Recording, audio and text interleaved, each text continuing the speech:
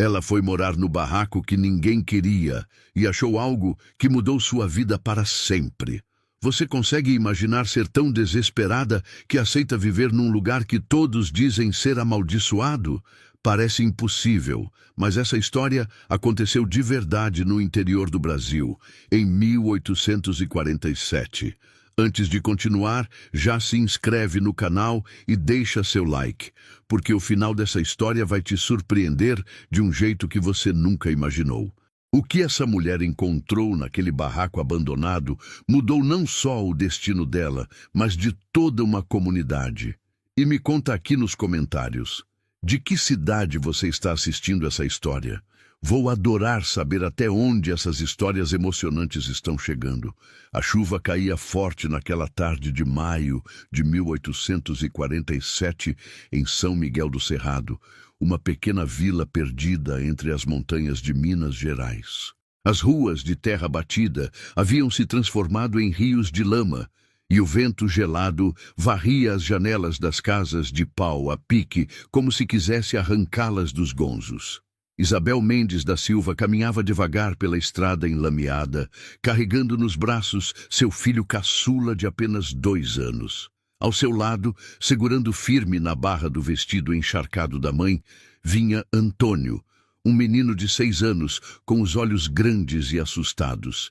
Isabel tinha 28 anos, mas parecia carregar o peso de uma vida inteira nos ombros. Seu rosto, outrora bonito e cheio de vida, estava marcado pela tristeza profunda e pelo cansaço extremo. Os cabelos negros, presos num coque desmanchado, grudavam molhados no pescoço.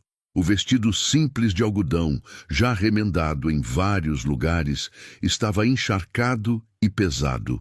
Ela não tinha sapatos. Seus pés descalços afundavam na lama fria a cada passo. Fazia apenas 3 meses que seu marido, João Silva, havia morrido. Foi uma morte súbita e cruel. João trabalhava como capataz na fazenda Santa Rita, propriedade do coronel Augusto Ferreira, um dos homens mais ricos e poderosos da região. Numa manhã qualquer, João estava ajudando a domar um cavalo bravo quando o animal se assustou com uma cobra. O cavalo empinou violentamente e João caiu, batendo a cabeça numa pedra. Morreu ali mesmo, na frente dos outros trabalhadores, sem nem tempo de se despedir da família. Isabel recebeu a notícia ainda de manhã. Não chorou na hora. Ficou parada, segurando o filho pequeno no colo, enquanto seu mundo desmoronava em silêncio. Naquela época, a vida de uma mulher dependia completamente do marido. Sem João, Isabel não era nada. Não tinha terra, não tinha dinheiro, não tinha família. Seus pais haviam morrido de febre amarela quando ela tinha 15 anos, e João era filho único de uma mãe que já havia falecido também. O coronel Augusto, dono da fazenda, mandou chamar Isabel 2 semanas depois do enterro. Ela entrou na casa grande com o coração apertado, levando os 2 filhos pela mão. O coronel era um homem grande, de bigodes fartos e olhar duro. Sentado numa cadeira de couro atrás de uma mesa enorme, ele nem sequer levantou os olhos para olhar para Isabel quando ela entrou. Dona Eulália, meu marido morreu trabalhando para o senhor, disse Isabel, tentando manter a voz firme. Ele sempre foi um homem honrado e trabalhador. Eu vim pedir se o senhor pode me deixar ficar na casinha onde a gente morava.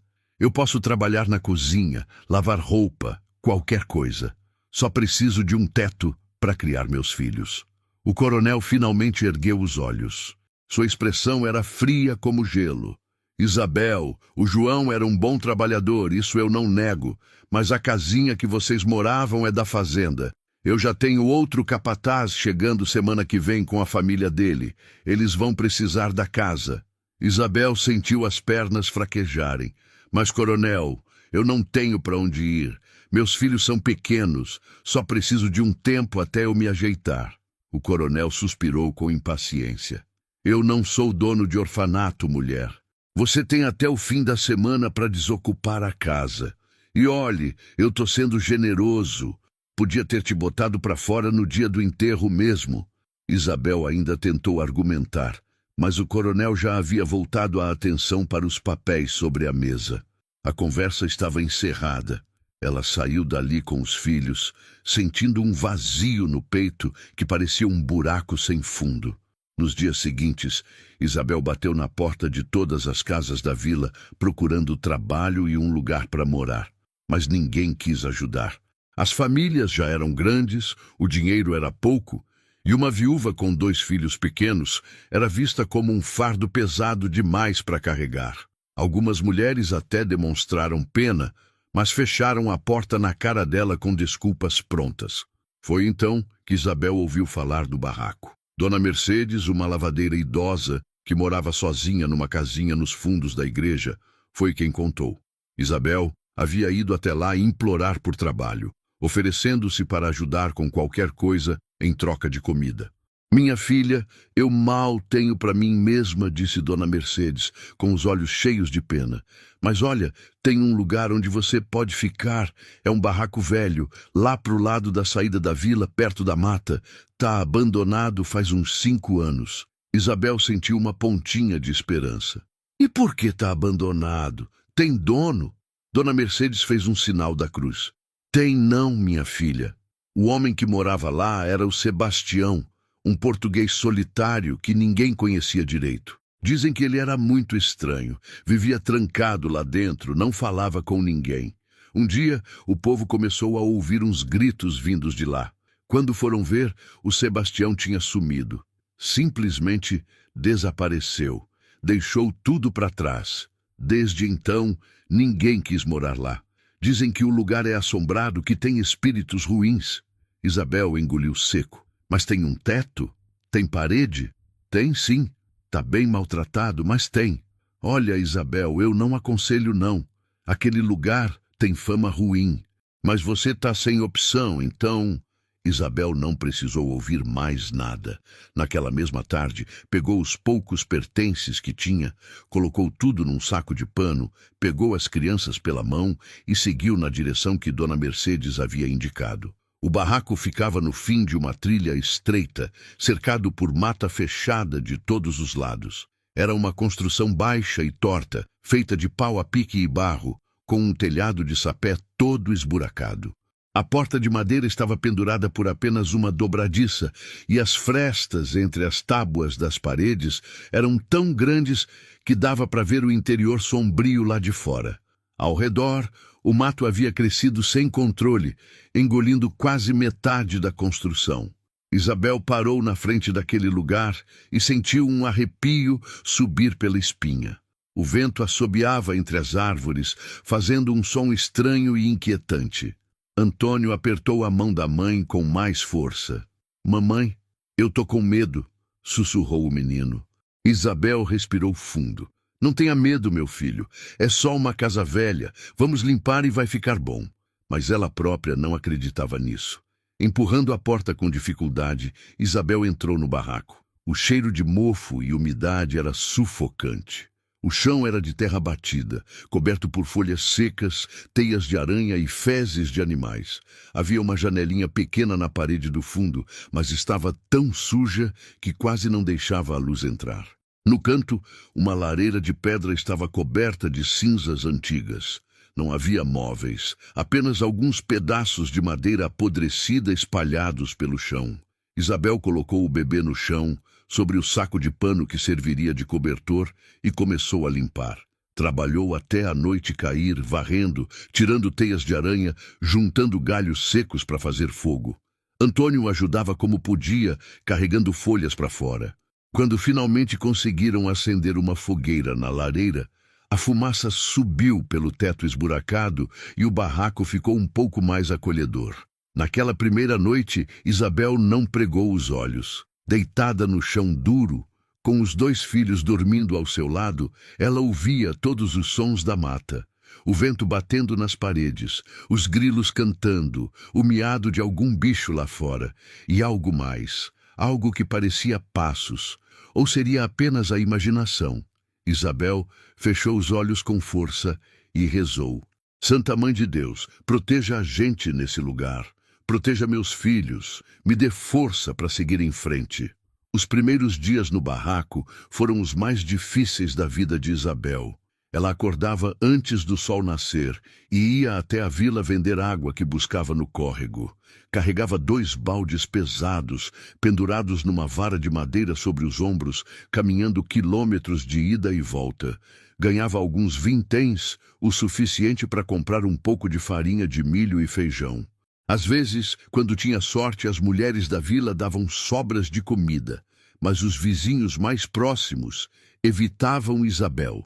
Quando ela passava pela rua, as pessoas desviavam o olhar e faziam o sinal da cruz. As crianças corriam assustadas.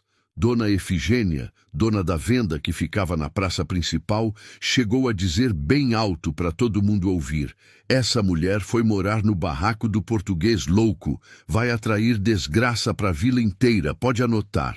Isabel fingia não ouvir, mas cada palavra era uma facada no peito. Ela não tinha escolha. Era ali ou a rua.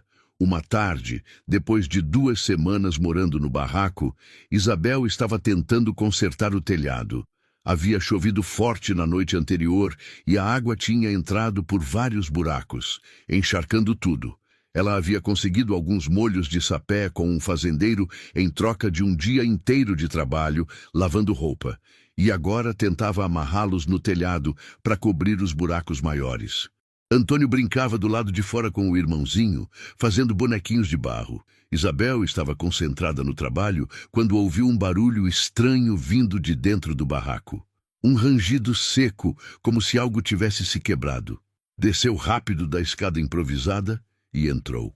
O bebê havia engatinhado até perto da parede do fundo e estava batendo com as mãozinhas no chão. Isabel correu para pegar o menino e foi então que viu. Uma das tábuas do assoalho, na parte mais escura do barraco, estava solta, levantada de um jeito estranho. Seu coração disparou. Aquilo não estava assim antes. Com cuidado, Isabel pegou o bebê no colo e foi até a tábua. Ajoelhou-se e, com a mão livre, empurrou a madeira. Ela estava podre e cedeu fácil. Embaixo havia um espaço vazio, um buraco escuro. Isabel sentiu um frio na barriga. Colocou o bebê no chão ao lado e pegou uma vara de madeira para cutucar o buraco, com medo de que houvesse cobras ou outros bichos. Mas não havia nada além de terra e escuridão. Naquela noite, depois de colocar as crianças para dormir, Isabel acendeu uma tocha de palha e voltou até a tábua solta. Sua curiosidade era maior do que o medo. Ela precisava saber o que havia ali embaixo. Removeu mais algumas tábuas ao redor e viu que o buraco era fundo, muito fundo. Parecia uma espécie de esconderijo, cavado propositalmente embaixo do barraco. Desceu a tocha o máximo que conseguiu e viu o brilho de algo no fundo, algo que refletia a luz do fogo.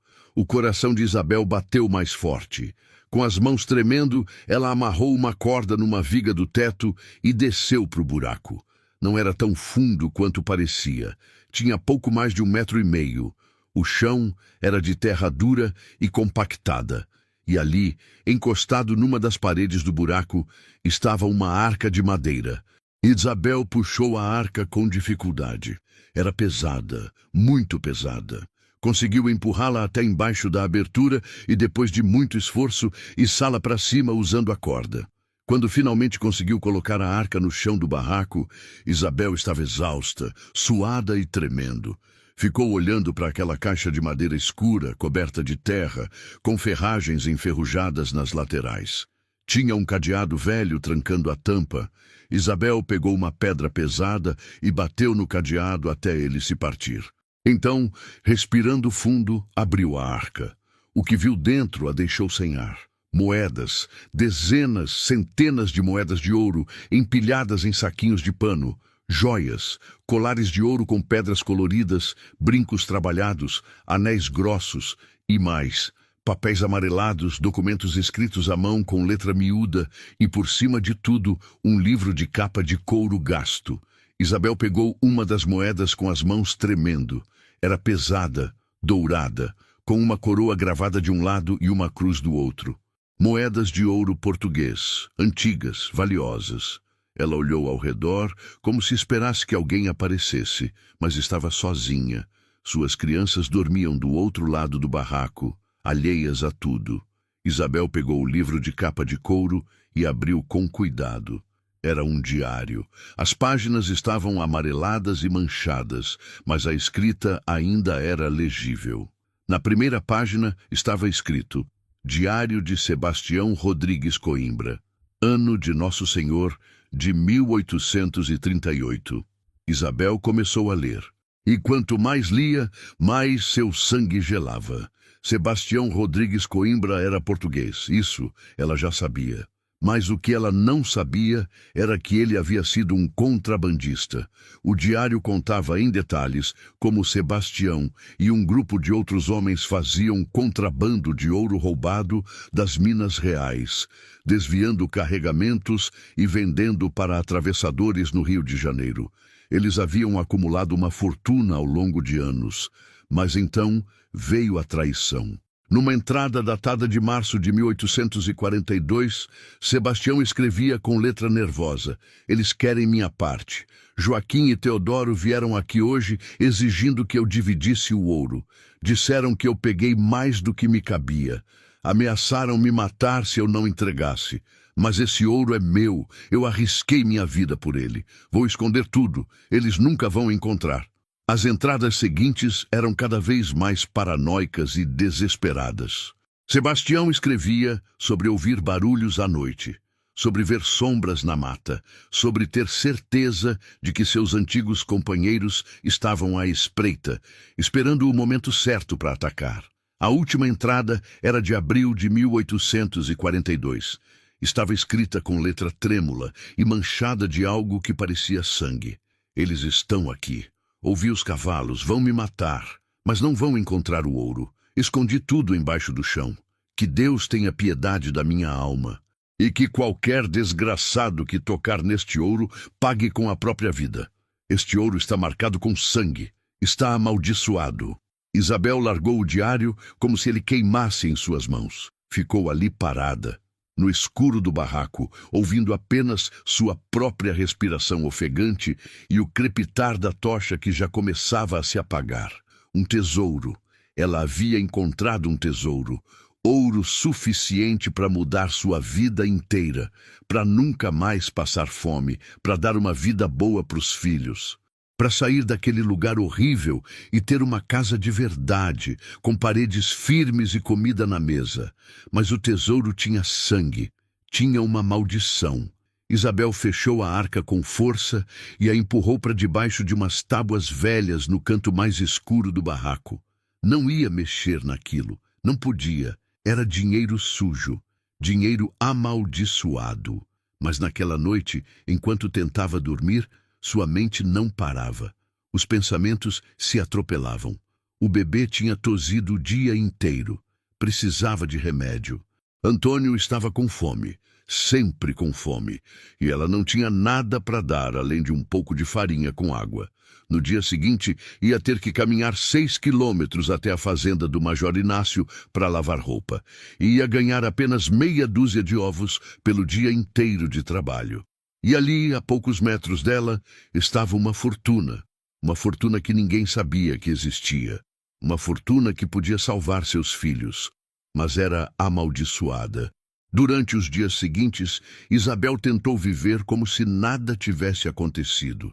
Acordava cedo, trabalhava o dia inteiro, voltava para o barraco à noite exausta, mas seus olhos sempre se voltavam para o canto onde a arca estava escondida. Era como se o ouro gritasse, chamando por ela.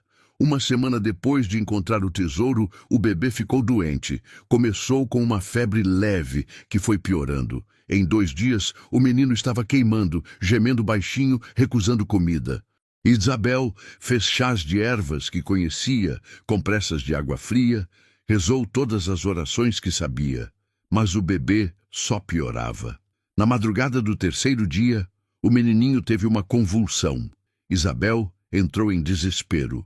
Segurou o filho nos braços, sentindo o corpinho pequeno se debater, os olhinhos virando, a boquinha fazendo espuma. Antônio acordou assustado e começou a chorar. Meu filho vai morrer, pensou Isabel. Meu filho vai morrer e eu não posso fazer nada porque não tenho dinheiro para pagar um médico. E foi nesse momento de desespero absoluto, que Isabel tomou uma decisão. Colocou o bebê na cama improvisada, pediu para Antônio ficar vigiando o irmão e correu até o canto onde a arca estava escondida. Abriu com força, pegou um punhado de moedas e as enfiou no bolso do vestido.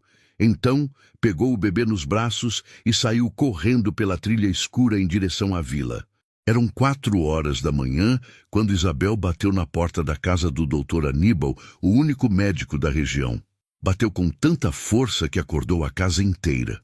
O médico, um homem gordo de meia-idade, abriu a porta de cara amarrada, segurando uma lamparina.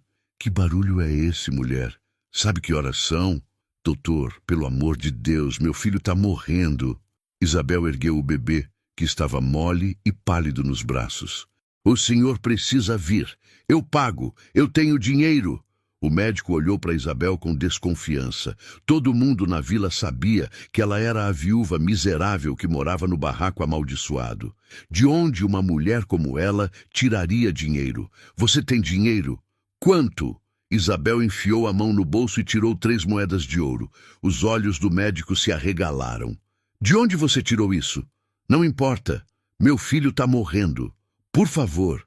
O médico hesitou por um segundo, mas a visão daquele ouro foi mais forte. Pegou a maleta e seguiu Isabel de volta para o barraco. Chegando lá, examinou o bebê à luz de uma lamparina. Diagnosticou febre terçã, uma forma de malária comum na região. Aplicou quinino e deixou instruções para Isabel continuar o tratamento. Quando terminou, estendeu a mão. As 3 moedas. Isabel entregou o ouro sem pestanejar. Não importava. Seu filho ia viver e o bebê melhorou. Em 2 dias, a febre havia baixado completamente. Em 1 semana, estava novamente engatinhando pelo barraco, sorrindo, balbuciando.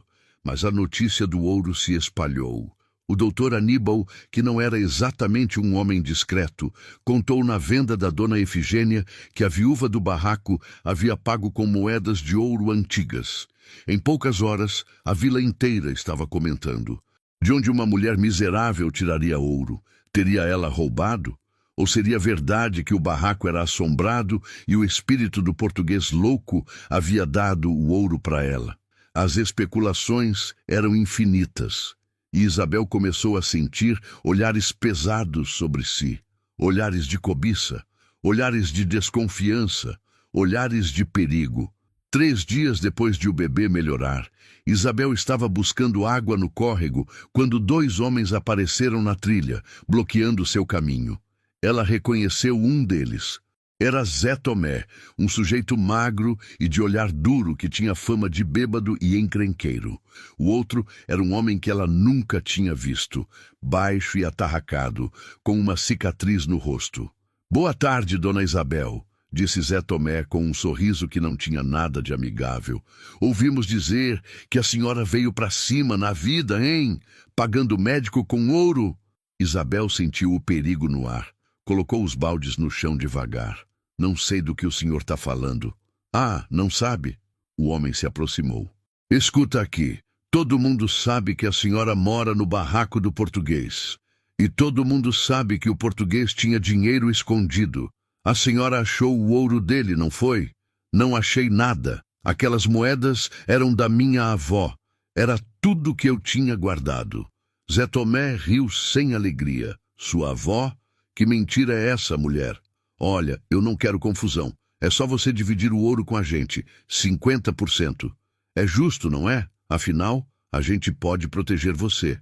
Tem muita gente má por aí que pode querer fazer mal para uma mulher sozinha, com 2 crianças." A ameaça estava clara. Isabel sentiu o coração disparar.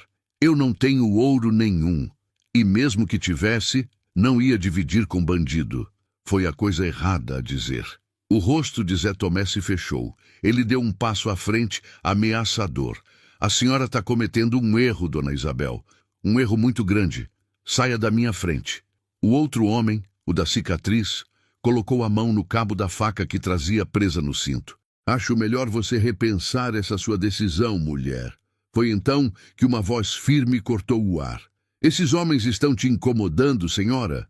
Todos se viraram. Um homem alto, de ombros largos, estava parado na trilha. Tinha por volta de 40 anos, cabelos grisalhos nas têmporas e vestia roupas de fazendeiro, calça de couro e camisa de algodão limpa. No quadril, uma pistola. Isabel reconheceu. Era Dom Vicente Almeida, o fazendeiro que tinha terras do outro lado da vila. Um homem respeitado, descendente de família nobre portuguesa, conhecido por sua honestidade e pela forma justa como tratava seus trabalhadores. Zé Tomé e o companheiro se entreolharam. Dom Vicente não era homem de se brincar. Não tamo incomodando ninguém não, seu Vicente, disse Zé Tomé, mudando completamente o tom de voz. Só conversando aqui com a dona Isabel, pois me pareceu que a conversa já acabou. Sugiro que vocês sigam seus caminhos. Os dois homens hesitaram, mas não tiveram coragem de enfrentar Dom Vicente. Resmungaram alguma coisa e sumiram trilha abaixo. Dom Vicente se aproximou de Isabel. A senhora está bem? Isabel estava tremendo. Estou sim, senhor. Obrigada. Vim buscar água para meus cavalos e ouvi vozes alteradas. Esses homens voltam a importuná-la. A senhora me avisa. Minha fazenda não fica longe daqui. Isabel assentiu, agradeceu novamente, pegou seus baldes e voltou correndo para o barraco. Mas aquela noite não conseguiu dormir. Os homens iam voltar. Ela tinha certeza. E da próxima vez, Dom Vicente não estaria lá para ajudar. Foi então que Isabel tomou a decisão mais difícil de sua vida. Na manhã seguinte, assim que amanheceu, Isabel deixou as crianças com Dona Mercedes, que concordou em ficar com elas por algumas horas, e foi até a igreja. Precisava falar com o padre Hermenegildo. O padre era um homem velho, de costas curvadas e mãos trêmulas, mas com olhos bondosos. Estava varrendo a sacristia quando Isabel chegou. Ele se virou surpreso. Minha filha, que bom ver você. Como estão as crianças? Estão bem, padre. Mas eu preciso falar com o senhor. É urgente. O padre largou a vassoura e fez um sinal para que ela entrasse. Sentaram-se num banco de madeira na nave da igreja, vazia e silenciosa.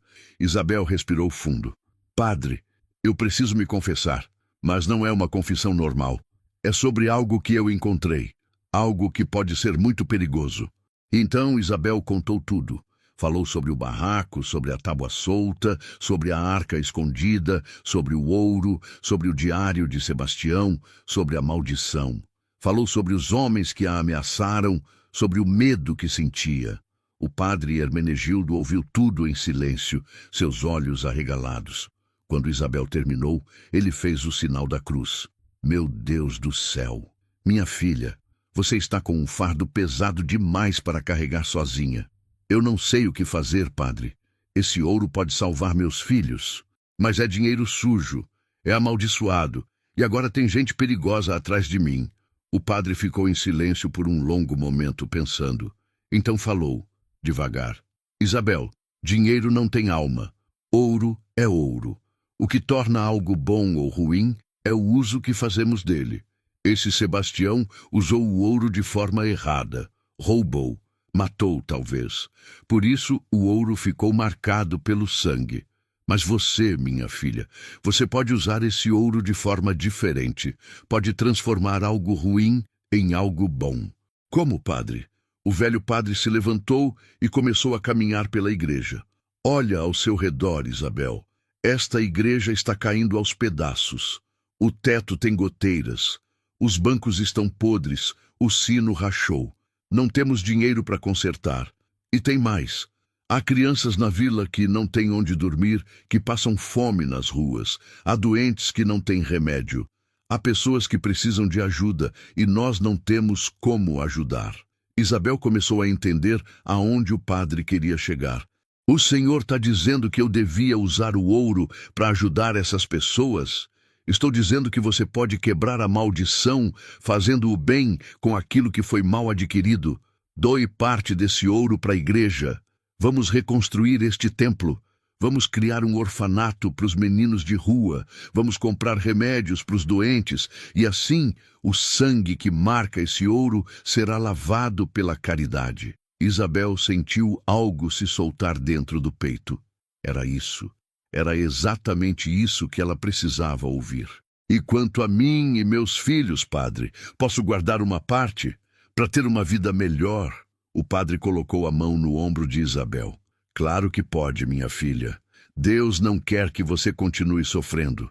Você merece uma vida digna. Fique com o suficiente para comprar uma casa, para ter comida na mesa, para criar seus filhos com decência.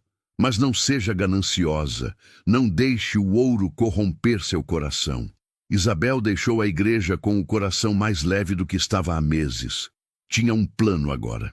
Tinha um propósito. Mas implementar esse plano seria mais complicado do que imaginava. Naquela mesma tarde, Isabel voltou ao barraco e separou o ouro em 3 partes. Uma parte grande ela colocou num saco de pano para doar à igreja. Uma parte menor ela guardou para si mesma. E a parte restante ela decidiu que iria esconder em outro lugar, longe dali, como uma espécie de seguro caso algo desse errado. Estava fazendo isso quando ouviu o som de cavalos. Seu sangue gelou, correu até a janela e viu. Eram 5 homens a cavalo, parando em frente ao barraco. Reconheceu Zé Tomé e o homem da cicatriz. Os outros 3 ela não conhecia, mas pela cara e pelas armas que carregavam, não eram gente boa. Onde estão as crianças? Foi o primeiro pensamento de Isabel. Graças a Deus, estavam ainda com Dona Mercedes. Os homens desceram dos cavalos. Zé Tomé bateu na porta com força. Dona Isabel, abre essa porta. A gente só quer conversar. Isabel não respondeu. Estava paralisada de medo, segurando firme na arca de ouro como se fosse sua vida. Abre essa porta, mulher, senão a gente vai arrebentar. Isabel olhou ao redor desesperada. Não tinha como fugir. A única saída era a porta da frente, e os homens estavam ali. A janela dos fundos era pequena demais para passar. Foi então que ela ouviu outro som, o som de mais cavalos, e uma voz forte, autoritária. Saiam da propriedade dessa mulher. Agora, Isabel correu até a janela. Era Dom Vicente, mas dessa vez ele não estava sozinho. Tinha trazido 6 homens armados com ele, seus capatazes. Zé Tomé se virou, tentando parecer confiante. Nós não estamos fazendo nada de errado, seu Vicente. Só viemos falar com a dona Isabel. Eu disse para saírem. Não vou repetir. Houve um momento de tensão. Os homens de Zé Tomé colocaram as mãos nas armas. Os homens de Dom Vicente fizeram o mesmo, mas estava claro quem estava em desvantagem. Eram 5 contra 7, e os homens de Dom Vicente pareciam muito mais preparados para um confronto. Zé Tomé cuspiu no chão. Isso não vai ficar assim. Subiu no cavalo e saiu a galope, seguido pelos outros. Dom Vicente desceu do cavalo e se aproximou da porta. Dona Isabel, a senhora está bem? Isabel abriu a porta, as pernas bambas. Estou, senhor. O senhor me salvou de novo. Dom Vicente olhou para ela com seriedade. Dona Isabel, precisamos conversar. Posso entrar? Isabel hesitou, mas não podia recusar. Fez um gesto para o interior do barraco. Dom Vicente entrou, seguido por 2 de seus homens. Olhou ao redor, vendo a pobreza do lugar, a arca de madeira aberta no chão, as moedas de ouro espalhadas. Então é verdade, disse ele. A senhora encontrou o tesouro do Sebastião. Isabel baixou a cabeça. Encontrei sim, senhor. Dom Vicente suspirou. Senhora, a senhora está em perigo. A notícia do ouro se espalhou. Não vai ser só o Zé Tomé que vai vir atrás da senhora. Vai ter mais gente. Gente pior. Bandidos de verdade. Eu sei. Por isso eu já decidi o que vou fazer com o ouro. E então Isabel contou para Dom Vicente seu plano. Ia doar a maior parte para a igreja, para reconstruir o templo e criar um orfanato. Ia ficar apenas com o suficiente para ter uma vida digna. Dom Vicente a ouviu em silêncio. Quando ela terminou, ele assentiu devagar. É um plano nobre, dona Isabel. Mas mesmo assim, a senhora continua em perigo. Os bandidos não vão acreditar que a senhora doou o ouro. Vão pensar que está escondendo. Vão continuar vindo atrás da senhora e de seus filhos. Isabel sentiu o desespero voltar. Então o que eu faço? Dom Vicente ficou em silêncio por um longo momento. Então falou, escolhendo as palavras com cuidado. Eu tenho uma proposta para a senhora. Sei que vai parecer estranho, considerando que mal nos conhecemos. Mas ouça, eu sou viúvo há 10 anos. Minha esposa morreu de febre amarela logo depois que viemos para cá de Portugal. Não tivemos filhos. Vivo sozinho numa fazenda grande, com mais terra do que consigo cuidar. Tenho uma casa grande, vazia. Tenho dinheiro, mas não tenho família. Isabel começou a entender aonde ele queria chegar e seu coração acelerou. A senhora é uma mulher honrada. Isso eu vejo. Uma boa mãe. E está em perigo. Então minha proposta é esta. Case-se comigo. Não por amor, pois mal nos conhecemos, mas por conveniência mútua. Eu te dou proteção, um lar, segurança. Seus filhos terão uma vida boa. E em troca, você me dá companhia, uma família, alguém para dividir a vida. Isabel ficou sem palavras. Casar de novo? Ela mal tinha acostumado a ser viúva. Eu sei que é muito para processar, continuou Dom Vicente, e sei que a senhora ainda carrega o luto de seu marido. Não estou pedindo amor. Estou oferecendo uma parceria, um acordo que pode salvar sua vida e de seus filhos. E o ouro? Perguntou Isabel. O ouro é seu.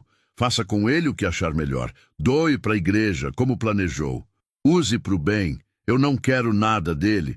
Tenho meu próprio dinheiro. Isabel olhou para aquele homem. Dom Vicente tinha o rosto sério, marcado pelo tempo e pela solidão. Mas havia honestidade em seus olhos. Havia bondade. Eu preciso pensar, disse ela. Claro, mas não demore muito. Os bandidos voltam. Dom Vicente saiu, deixando 2 de seus homens montando guarda no barraco.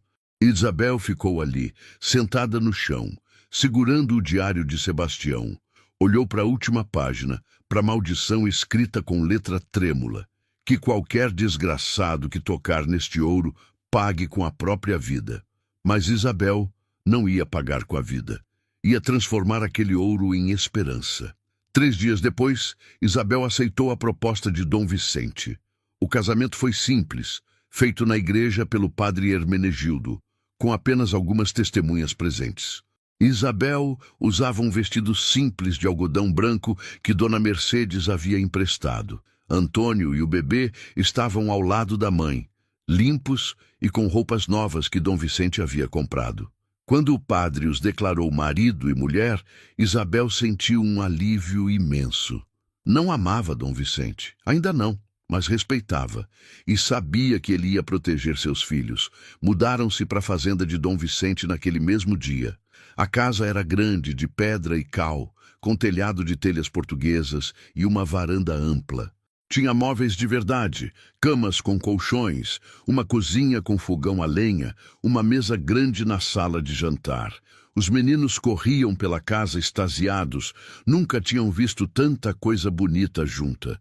Na primeira noite na fazenda, depois de colocar as crianças para dormir, Isabel sentou-se na varanda com Dom Vicente. O céu estava cheio de estrelas. Obrigada, disse Isabel. Por tudo. Dom Vicente assentiu. A senhora fez a escolha certa. E eu também. Nos meses seguintes, a vida de Isabel mudou completamente. Ela não precisava mais carregar água, não precisava mais passar fome. Tinha comida na mesa todos os dias, roupas limpas, uma cama confortável para dormir. Os meninos estavam crescendo saudáveis e felizes. E ela cumpriu sua promessa. Parte do ouro foi doada à igreja. O padre Hermenegildo usou o dinheiro para reconstruir o templo completamente. Trocaram o telhado, consertaram os bancos, compraram um sino novo que tocava claro e bonito todos os domingos. E, mais importante, construíram um orfanato ao lado da igreja. Uma casa grande, com camas, cobertores, uma cozinha, uma sala de aula. Em poucos meses, 15 crianças órfãs da vila estavam morando lá, sendo cuidadas, alimentadas, educadas. Isabel também usou parte do ouro para criar um pequeno hospital na vila. Não era nada muito elaborado, apenas 3 quartos numa casa simples, mas tinha remédios básicos, camas limpas e alguém para cuidar dos doentes pobres que não tinham como pagar o doutor Aníbal. As estradas foram melhoradas. Uma ponte foi construída sobre o rio que cortava a vila, facilitando o transporte.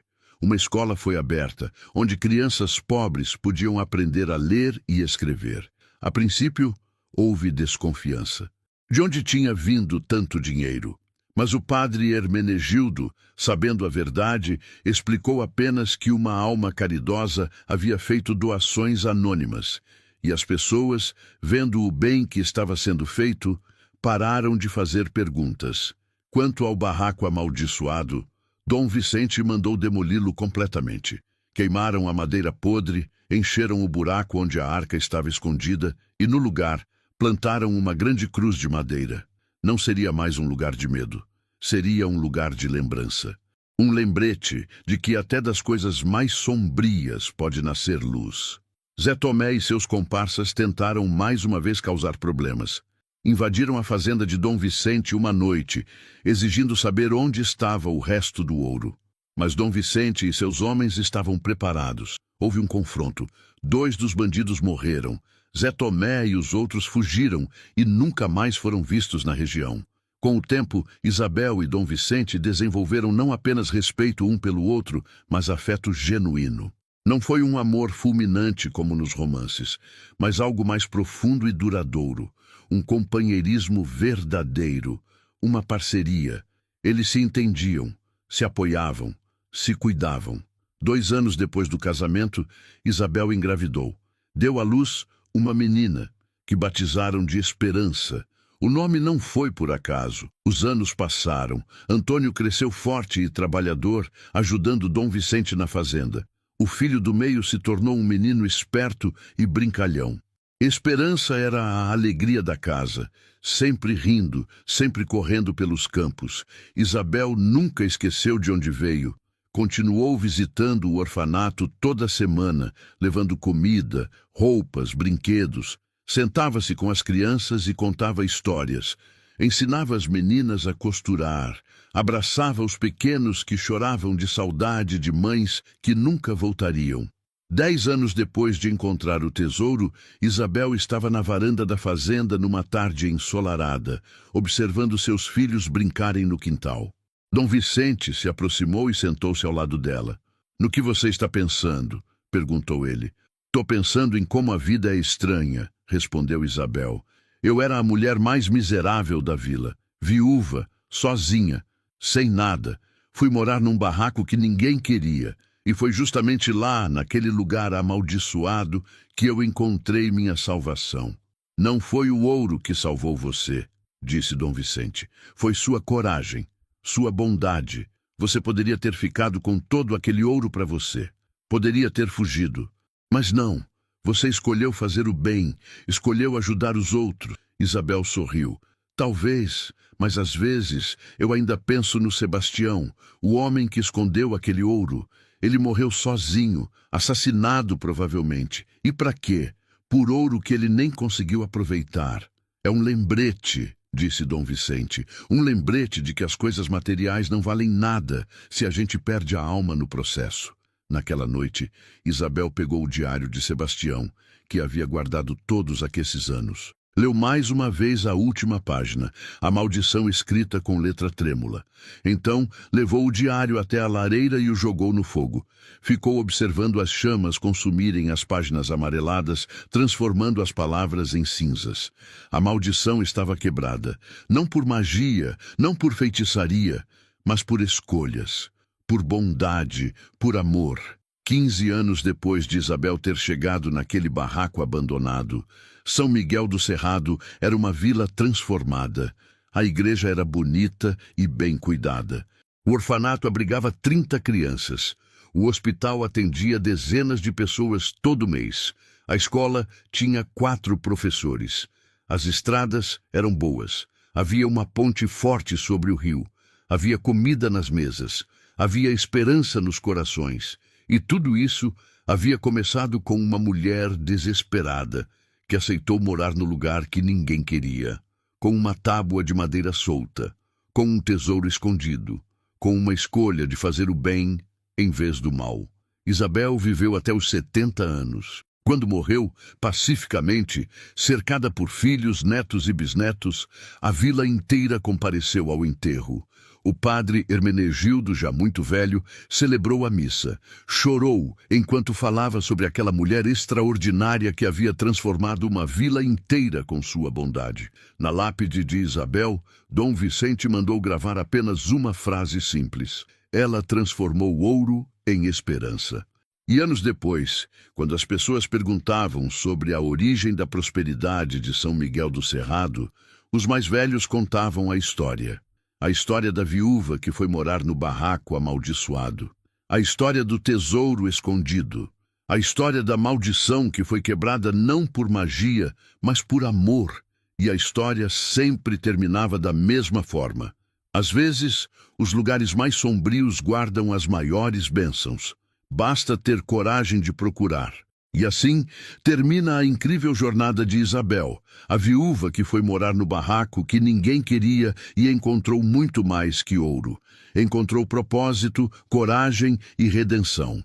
A verdadeira riqueza não estava nas moedas escondidas sob o chão, mas na força que ela teve para transformar sua dor em generosidade. Isabel provou que mesmo nos lugares mais sombrios, onde todos enxergam maldição, pode haver uma bênção esperando ser descoberta. Ela mostrou que o valor de um ser humano não está no ouro que possui, mas nas escolhas que faz quando ninguém está olhando. Quantas vezes, em nossas próprias vidas, rejeitamos oportunidades porque elas vêm disfarçadas de dificuldade? Quantas vezes viramos as costas para situações difíceis, quando, na verdade, ali poderia estar nossa maior transformação? Isabel não teve o luxo de escolher. Foi forçada pelas circunstâncias a aceitar o inaceitável.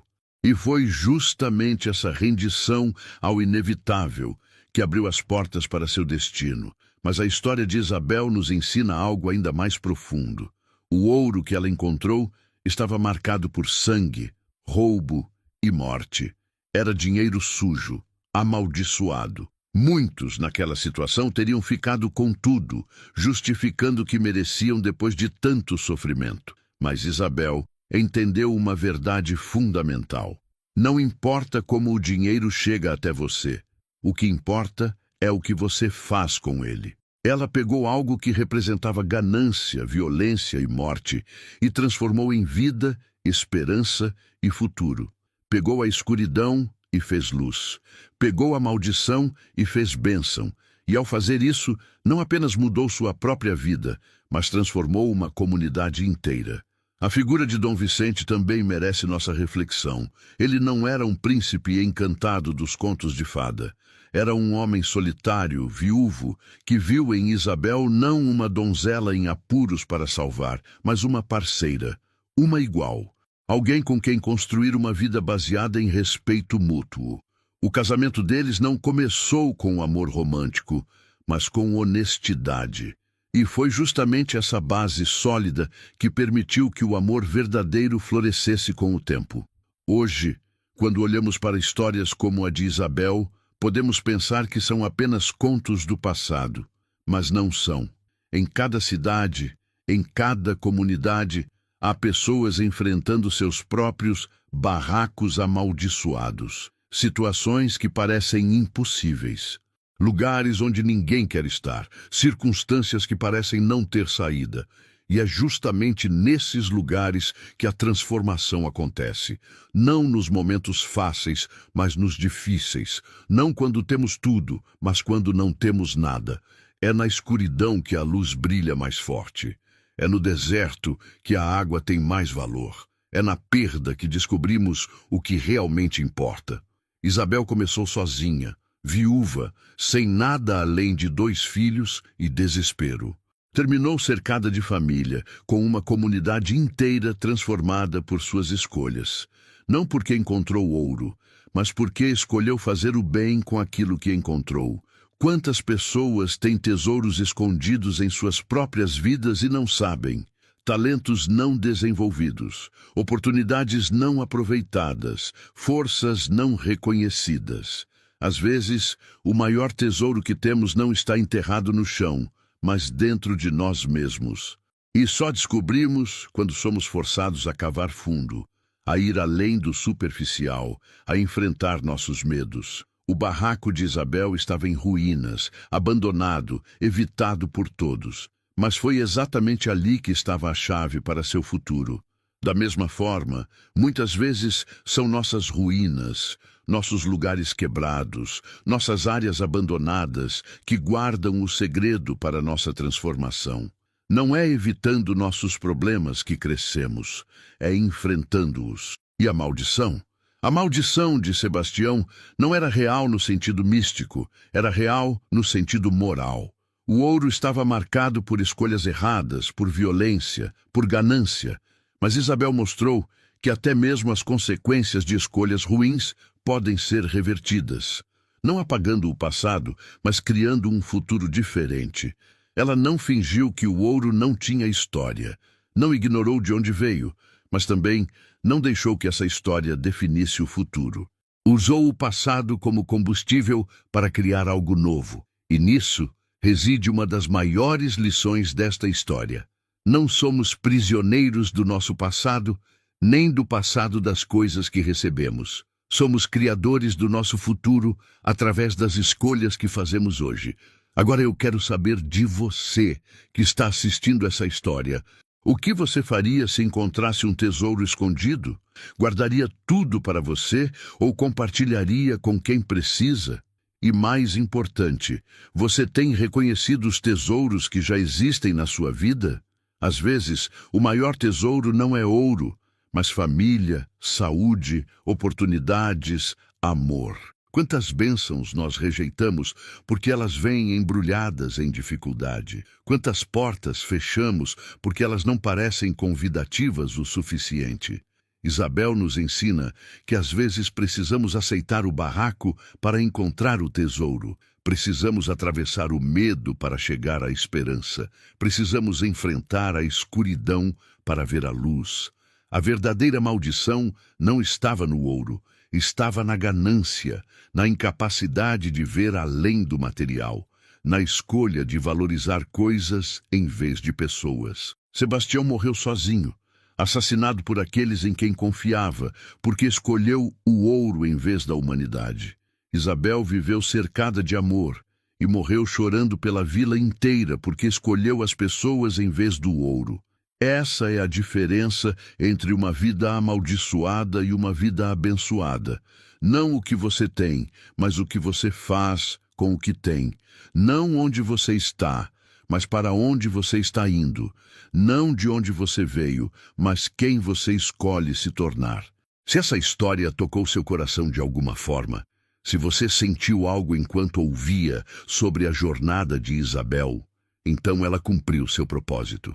Porque histórias não servem apenas para entreter, servem para nos fazer refletir, para nos fazer olhar para nossas próprias vidas e perguntar: que tesouros estou ignorando? Que barracos estou evitando? Que maldições estou perpetuando que poderiam ser quebradas? Isabel era apenas uma mulher. Não tinha nada de especial. Não tinha educação formal. Não tinha dinheiro. Não tinha conexões. Não tinha poder.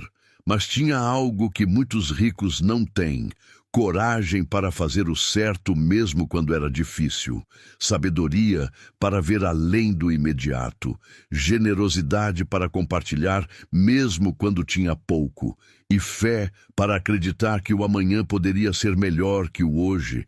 E no final, esses são os verdadeiros tesouros que transformam vidas. Não o ouro que acumulamos, mas o amor que compartilhamos. Não as coisas que possuímos, mas as vidas que tocamos. Não os anos que vivemos, mas o legado que deixamos. Isabel deixou um legado, um orfanato cheio de crianças que de outra forma estariam nas ruas. Um hospital que salvou centenas de vidas. Uma igreja que deu esperança a milhares. Estradas que facilitaram o comércio. uma escola que educou gerações. E mais do que isso, deixou um exemplo. Um modelo de como uma pessoa comum pode fazer diferença extraordinária. Não precisamos encontrar tesouros enterrados para mudar o mundo. Precisamos apenas ter coragem de fazer o bem com o que temos, onde estamos, como podemos. Às vezes, o ato mais revolucionário é simplesmente ser bondoso quando todos esperam que sejamos amargos. Ser generoso quando todos esperam que sejamos egoístas. Ser esperançoso quando todos esperam que sejamos desesperados. Isabel foi morar no barraco que ninguém queria e encontrou ali não apenas ouro, mas sua verdadeira identidade, sua força, seu propósito, sua razão de ser. O barraco não era uma maldição, era uma oportunidade disfarçada.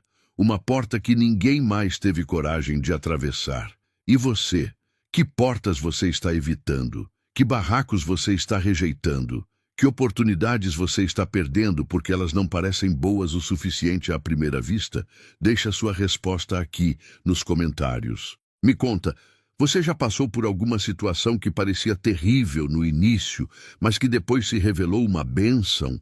Já teve que aceitar o inaceitável e descobriu que ali estava exatamente o que você precisava? Se essa história te fez refletir, se ela tocou seu coração, se ela te inspirou de alguma forma, não esquece de deixar seu like. Isso ajuda o canal a crescer e a continuar trazendo essas histórias emocionantes que nos fazem pensar sobre nossas próprias vidas. E se você ainda não é inscrito no canal, se inscreve agora e ativa o sininho. Toda semana temos histórias novas, histórias reais de pessoas comuns que fizeram coisas extraordinárias. Histórias que nos lembram que a vida, por mais difícil que seja, sempre tem espaço para transformação, para esperança, para amor. E olha, já tem um novo vídeo te esperando na tela. Uma história ainda mais impressionante sobre uma mulher que foi traída pela própria irmã, vendida como se fosse um objeto, mas que encontrou uma forma inesperada de mudar seu destino. É uma história de justiça, de vingança divina, de como o mal que fazemos sempre volta para nós. Você não vai querer perder. Clica lá agora e vem comigo nessa próxima jornada emocionante. Porque no fim das contas, todos nós estamos procurando a mesma coisa: esperança. A esperança de que nossas dificuldades têm propósito. A esperança de que nosso sofrimento não é em vão. A esperança de que no final o bem vence o mal. A esperança de que uma vida comum pode ter um significado extraordinário. Isabel nos deu essa esperança. Uma viúva miserável que morava num barraco amaldiçoado e que, através de suas escolhas, transformou não apenas sua própria vida, mas toda uma comunidade. Se ela conseguiu, nós também podemos. Não precisamos de tesouros enterrados. Precisamos apenas de coragem para fazer o certo, mesmo quando é difícil. Especialmente quando é difícil. Que a história de Isabel inspire você hoje. Que ela te dê coragem para enfrentar seus próprios barracos.